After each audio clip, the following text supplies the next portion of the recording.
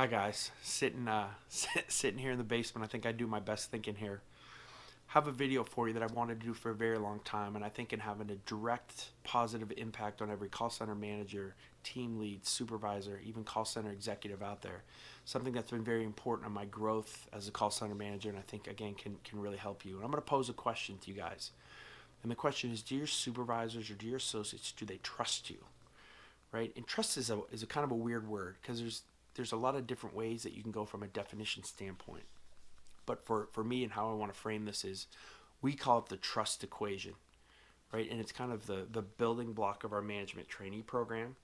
And it's a really important kind of piece of what we do from a culture standpoint. So the equation is trust equals character plus competence plus motivation.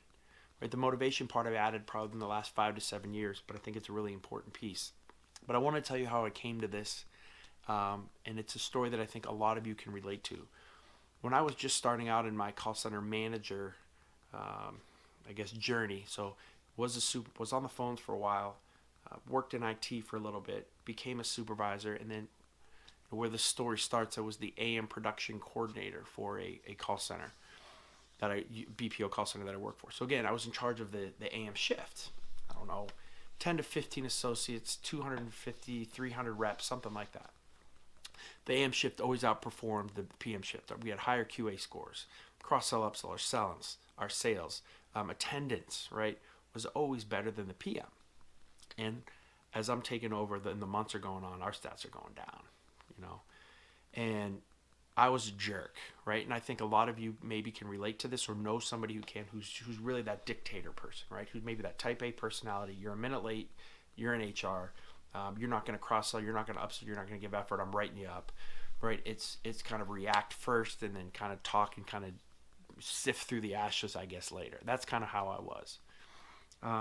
So I get called up to my boss's office, and she said to me, she's like, Tom, what's going on? I said, I don't know. I'm all over these guys.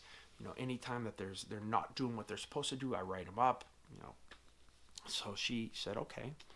She said, the question that I posed to you guys, at the beginning of this video, do your reps and supervisors, do they trust you? I said, of course they trust me, right? I don't lie, right? That's what trust is. You don't lie. I don't talk behind their backs. If I have a problem with you, I say it right to your face, right? And she said, yeah, that's probably part of it. But this is where she kind of brought in the trust equation. At that time, she just used the trust equals character plus competence. And we started to discuss and kind of break that down. And she said, all right, she's like, let's talk about, your character and the character of your supervisors, our management team as a whole. And she said, how I like to frame character is, are you in this for yourself or are you in it for your reps? And I had to think about that, right? Who was I in this more to? Was I trying to do this for myself to maybe keep moving up the ladder? Or was I doing it to actually try to help my associates? And I realized there's a little bit of a character flaw there, right? Because I think I was doing things probably for myself. And that's a question that I can't answer for you, but you have to ask that. Are the things you're doing, is your management style setting things up to be helpful to the overall health of your team and of an associate? Or are you just trying to do things, one, maybe because it's easier, or two, because you think this is what's supposed to happen, or three, are you doing it because you think it's going to progress you down the road quicker? If it is, then again, there's a little bit of a character flaw. So it got me thinking, I'm like, okay, maybe some of the things that I'm doing aren't right. She said, okay, let's talk about competence. She was like, what's competence? I said, well, it's kind of knowing everything, right?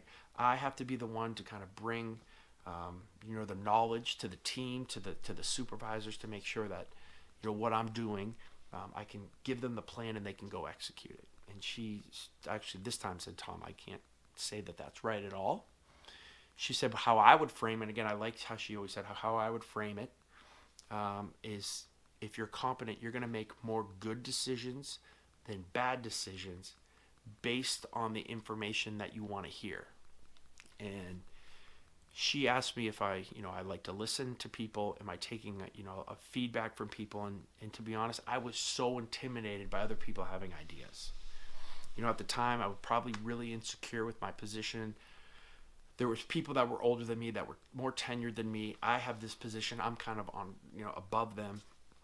And, what I found out was it's still not a democracy, right? But there's a lot of knowledge on your floor. You have supervisors that know a ton.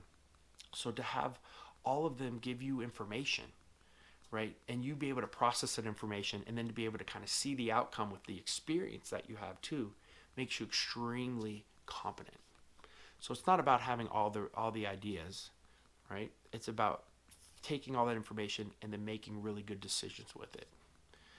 So I knew that I had a competence problem. I knew I had a character problem, which means if we use any type of equation or math, no one trusted me on the floor.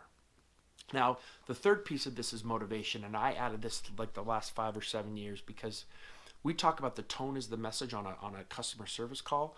Well, motivation is kind of the tone, right? You could have great character, you could be in it for your reps, you could be totally competent in what you're doing, but if every day you are an energy vampire, right? If you're sucking energy because you're down, right? You cannot be trusted on your team. You always have to be here from an energy level. You have to be giving the energy. You can never be taking it from your associates. They need all they can get because they're the frontline guys doing their job. So, I thought about this, and I left her office and thinking, wow, maybe I do need to make some changes. And luckily I could self-reflect really well. Right? And I thought about it, and I really did. It was kind of a Thursday or Friday. I remember when this happened, and I thought about it over the weekend. And the last thing she said to me when I left her office, though, she said, Tom, there's another word for trust, and I want you to think about it. And it goes right along with it. And if you can think of that word, she goes, I think it'll help you process this. So as you're kind of thinking this through, kind of think that. So I did. That Friday, that Saturday, that Sunday, I'm kind of thinking it through, and I figured out that last word. And I remember Monday morning, I opened the door, popped my head in, and I said, respect. She goes, that's it. So again, if you are trusted on your floor, means you're respected on your floor. How you gain that respect is the trust equation. High character. You're in it for your reps or your supervisors more than you're in it for yourself. Servitude leadership is very, very important, right? You are competent.